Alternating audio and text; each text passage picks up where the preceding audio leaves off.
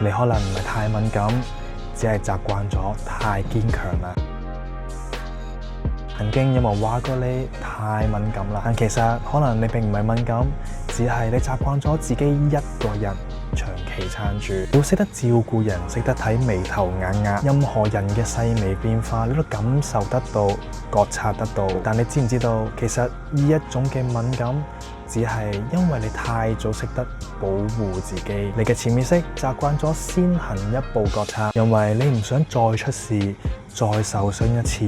再痛一次。當然咁敏感係冇問題嘅，只係你可能有時候會覺得自己有啲攰，而我都想你知道你係值得被理解，唔使樣樣都要扮堅強撐住，然後話乜事都冇，俾自己一啲嘅時間、一啲嘅空間，放低一啲嘢，